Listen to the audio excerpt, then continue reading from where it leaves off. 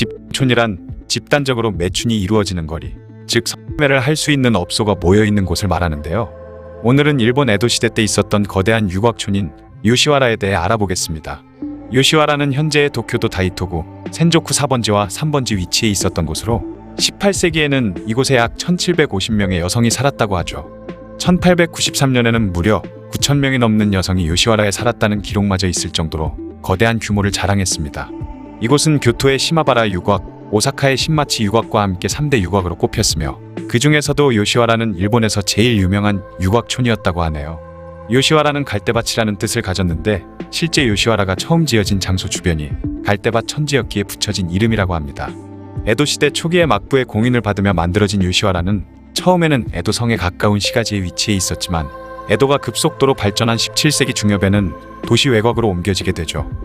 흑스만 하면 끝나는 음침한 이미지를 가진 일반 유곽과 다르게 요시와라는 유곽 외에도 각종 찻집과 초밥가게나 소바가게 같은 음식점뿐만 아니라 기모노 가게나 가부키 극장 등이 가득한 일종의 번화가였습니다. 때문에 요시와라의 전성기 때는 그곳에서 만들어진 헤어스타일과 패션이 일본의 일반 여성들에게도 유행처럼 퍼져나갔고 심지어 정계나 재계 등의 상류층들이 사교 장소로 요시와라에 놀러가는 일도 자주 있었다고 하죠. 때문에 이곳에서 일하는 최고 등급의 접대부인 오이란뿐만 아니라 일반 유녀들도 최소한의 교양을 배워야만 했다고 합니다. 그 외에 우리가 흔히 알고 있는 단돈 몇 푼의 잠자리를 하는 하급차 키리미세라고 불리는 하급가게에 소속되거나 길거리에서 몸을 팔아야만 했죠.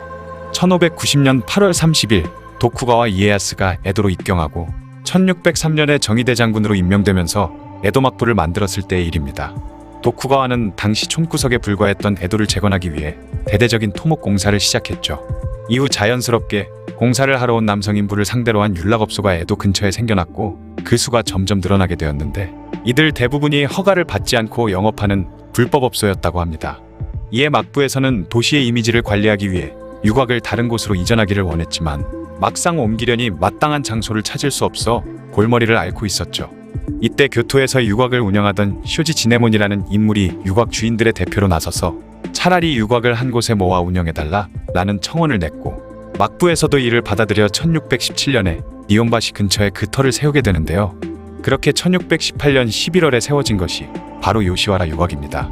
하지만 시간이 갈수록 요시와라의 규모가 점점 커지자 막부의 명령에 의해 요시와라는 에도 외곽으로 옮겨졌고 이후 요시와라는 에도 시대 말기까지 전성기를 누렸죠.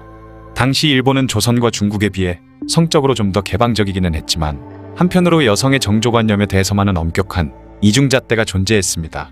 또한 당시 피임 기술과 성병을 치료하는 의술은 거의 없는 수준이었기 때문에 극단적으로 먹고 살기 힘든 경우가 아니면 자발적으로 성매매를 하려는 여성은 거의 없었죠.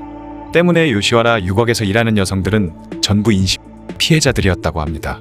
당시 일본에는 아동인권이라는 개념이 없었기 때문에 자식은 부모의 소유물이라는 인식이 강했죠. 그래서 가난한 집안에서는 먹여 살려야 할 입을 줄이거나 빚을 갚기 위해 성인식도 치르지 않은 어린 딸들을 인식매 업자에게 팔아넘겼고 업자들은 어린 애들을 유곽에 팔아넘겼습니다.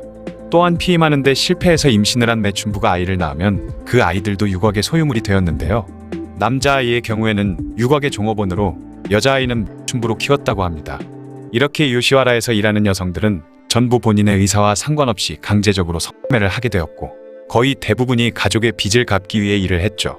그러다 보니 요시와라에 있는 유곽의 주인들은 그녀들이 먹는 식비부터 치장하는 비용이나 방세 등을 전혀 지원해주지 않았기 때문에 그곳에서 일하는 여성들은 재산을 모으기는커녕 가족들의 빚을 갚기도 쉽지 않았다고 합니다. 뿐만 아니라 일을 하던 도중 성병에라도 걸리면 제대로 된 치료를 받지도 못한 채 시름시름 앓다가 유곽에서 쫓겨났는데 오갈 곳이 없어진 그녀들은 돗자리를 들고 거리에서 매춘을 하거나 아예 도시 밖으로 나가 뗏목 같은 것을 띄우고 강가에서 매춘을 하는 요타카가 되는 최악의 삶을 살게 되었다고 하죠. 그러다 결국 죽음을 맞게 되면 장례도 제대로 치르지 않고 대충 멍석에 말아서 강가나 절 근처에 버렸다고 합니다. 뿐만 아니라 당시 화장품의 주재료였던 수은과 납에 중독되거나 좁은 가게 안에서 비위생적인 집단 생활을 하면서 면역력이 떨어진 탓에 죽는 사람도 많았다고 하죠. 이런 사정으로 인해 요시와라에서 일하는 여성들의 평균 수명은 23세 정도밖에 되지 않았다고 하는데요.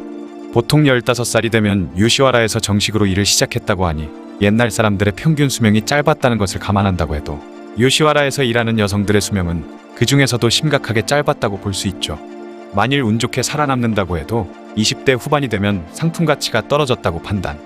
빚을 다 갚았다는 이유로 요시와라에서 내쫓아 버렸습니다.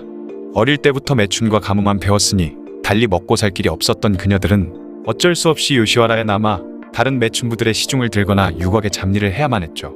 그렇게 한번 요시와라의 몸을 담게 된 사람은 나이가 들거나 죽을 때까지 유곽에 묶여서 쓸모가 없어질 때까지 착취당하다가 죽으면 길가에 버려져 이름 없는 시체로 잊혀지는 운명이었습니다.